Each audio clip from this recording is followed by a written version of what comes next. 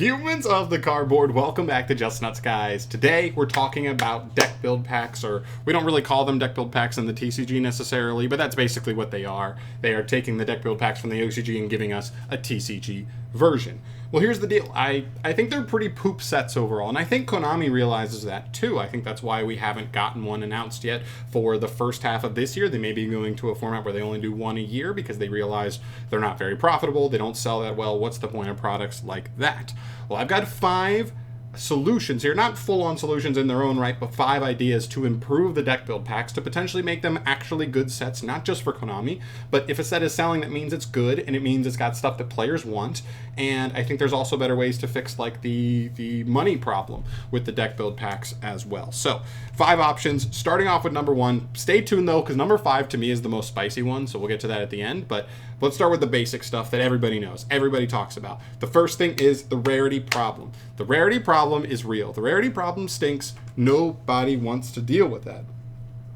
Basically what this means is if you look at the rarity breakdown in most of these deck build packs, normally a deck build pack is comprised of just 3 archetypes and then some reprints, probably like 35 to 40-ish cards in terms of the new archetypes, and then like 25 to 20 cards of reprints.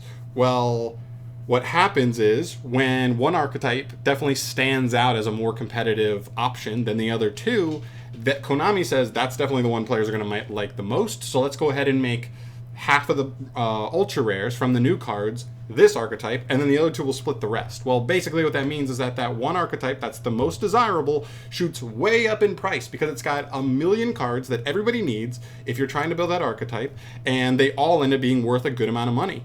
Centurion's a great example. I also think Vanquish Soul is another prime example. They both ended up with like 5 or 6 separate ultra rares. All of them were like $10+, and a lot of them were 3-ofs in the deck, and they ended up being like $300 cores. And no deck should be that expensive, especially when Centurion's like maybe the 5th best deck in the game. Vanquish Soul maybe was never the 5th best deck in the game, and they were still $200 to $300 cores.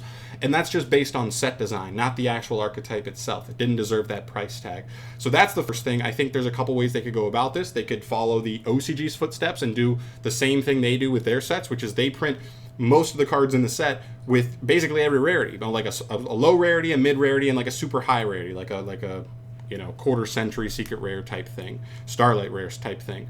And what it gives you is different tiers. If you're a budget player, you can get that lower copy, but if you pull that higher end, you're still really stoked about it. You can sell it, you can do whatever you want, and so there's still that high end potential, and for players that want to max out their rarities, but also the low end potential for the budget players to jump on it. But at the very least, we need to see Konami spread out the rarities. If they're going to keep this same breakdown for the set, they need to at least make it so that the rarities are distributed evenly among the new archetypes, so that way, the main archetype's still going to obviously inflate.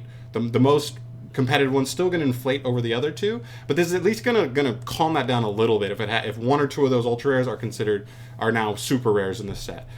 Just makes that a little bit less of a ding on the price tag of that archetype. So that's number 1. Fix the rarity problem, please. Next up, reprints. Number 2 is reprints. If you go back to the last 10 deck build packs, the reprints stink. They're so bad. And I get it. I'm not asking for anything crazy. I know you can't put amazing reprints in every set. You can't stack a set like that. But for a set that has 20 to 25 slots that are going to be reprints every single time, I'm looking at this newest one, Valiant Smashes, and I'm like, what's the good reprint here? I'm like, none of these are good reprints. Literally none of them. And so, and that's the case for almost all of these. Every once in a while there'll be like a decent one, like a card that hasn't been printed in a while, $5 card that's just old and hard to find. That's fine. That's nice. But like one card, one Triple Tactics Thrust just to throw in there, just because it's a highly desired meta staple type card, just because it would help the value of this set. That would also help drop the value of some of the other stuff because it's actually being converted into the reprint side of things. I think that would be really, really nice. But if you read the reprints, they've been awful. Just make them a little bit better, because otherwise this just becomes like filler slots in the set, and that's pretty bad when you just like a third of your entire set is just filler basically. Like core sets have some filler, but Core set filler is like 10% of the pack. For deck build packs, it's like 33%, literally a third. That's way too much. That needs to be fixed. So number 2 is fixing the reprints. The reprints are terrible. Number 3, maybe start trying to build these deck packs with more lore in mind. Now they've touched on this a little bit. We've seen things. The generator lore seems to be connected to the runic stuff, and we saw like Magistus is connected to a couple different archetypes that already existed, like Magistus and Witchcrafter kind of have some connection there, and they're connected to spell books and Endymion and so on and so forth. So there are some things there, but I wonder what would happen if, like, you know how with core sets, Konami will start a new core set lore, like Albaz / Ecclesia, right? And then for the next 2 years, Konami is doing a ton of new archetypes, a ton of new support for all of those different archetypes. And it adds an extra level of intrigue for a lot of players. I think even for a lot of casual players who don't want to play competitively, but they just think the lore is cool, so they want to collect the lore, they want to round out the lore, and it just gives more people more reason to be interested in a couple of these archetypes. And I wonder if they did kind of the same thing, where even if it's not just one deck build pack, because normally they only have 3 archetypes, that feels like a stretch to build an entire lore out of 3 archetypes, but maybe you do it for the next year and you get 6 archetypes, or maybe you do it for 2 years and you get 12 archetypes, all commingled into one archetype lore, and it just adds another layer, another level for players to be interested in any of these new archetypes. I think that makes a lot of sense. I think they could definitely step into that realm and just go harder in the paint on that side.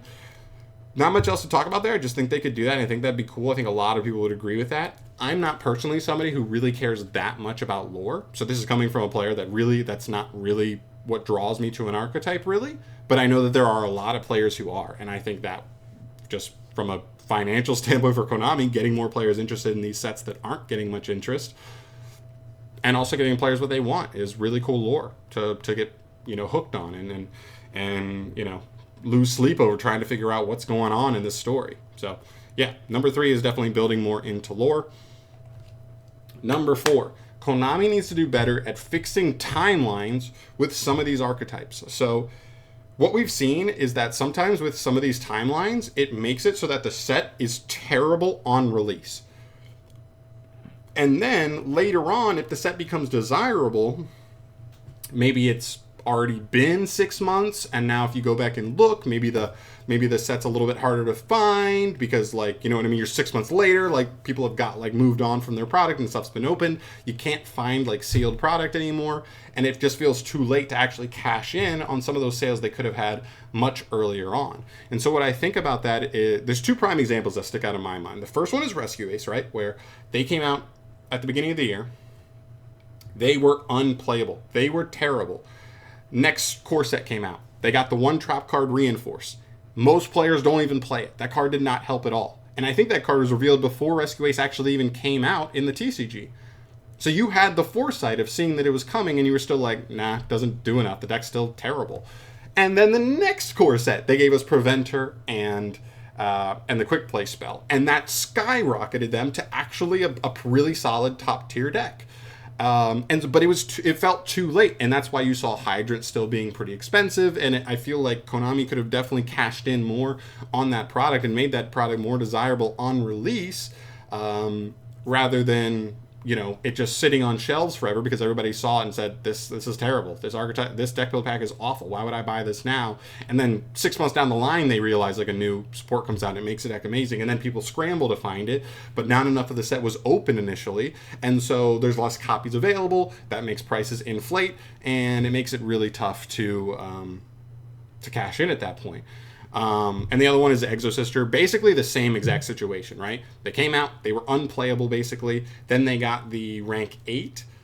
Didn't do enough. The deck couldn't get into it easily enough. And then in the next core set, they got Martha as well as the new trap card, and they immediately jumped into like a really solid rogue deck that was seeing tops at the highest level. So basically same example. And then the set was too far gone.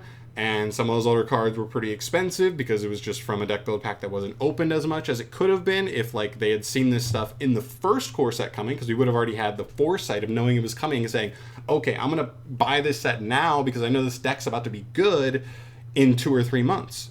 But if you can't see that coming, why would you invest in that set? That's a very risky investment. So I love that idea. I think that would help a lot. Yeah, Konami, fix the timeline. Get a little more, into that timeline and giving people a chance to see what's coming. So that way they'll be more willing to make an investment into some of these sets that don't look as good on release. And number five for me is weird. Okay, so I kind of got this idea when I realized Konami seems like they're not even doing a deck build pack for the first half of this year. Konami's been doing 2 a year. One at the first half of the year, one at the back half of the year for years now, years in a row. When they skipped on the first one, it gave me the idea, what if Konami goes away from doing 2 a year of very mediocre, underwhelming sets that don't sell for them, players aren't interested in, yada yada, nobody wins, but what if they do 1 a year that's just significantly better? So my idea was, what if Konami did 1 deck build pack a year, kind of like Brothers of Legend, but it was like, let's say 5 new archetypes instead of 3 and 3, so you're still getting 5 archetypes instead of 6, but it's all coming at once. And when you put it all at once in a deck build pack like that, it spreads out where the value in the set is going to be. You would still have the same price for the set, but because maybe it's 5 archetypes splitting the same number of ultra rare type scenario, maybe something like Centurion would only have 3 ultra rares instead of 6 or 7 like they have now, and that severely drops the price overall of the archetype. Plus, we see exactly what happens, what I talked about earlier, right? Centurion's clearly the best archetype. Vanquish Soul was clearly the best archetype of their deck build packs. They ended up being so much more expensive than the other 2. Well, if there's like 2 or 3 decent archetypes in one deck build pack that all seem like they have potential, they start sharing the value. They start dropping the overall price of each other because they all are like splitting that overall value. And I guess the last thing I'd mention there is that I think Konami likes deck build packs because it gives them a way to import new ideas for archetypes that they think are cool, they think players will like, without having to oversaturate core sets with it. They want to do legacy support in core sets. They want to do generic cards in core sets. They want filler in core sets. And so you don't want a core set that's like, 3/4 of it is just all new archetypes, filling up the entire set. And so this gives them a way to import some of those ideas for archetypes they think are good and players will like, but unfortunately it just hasn't translated to products that players want to buy.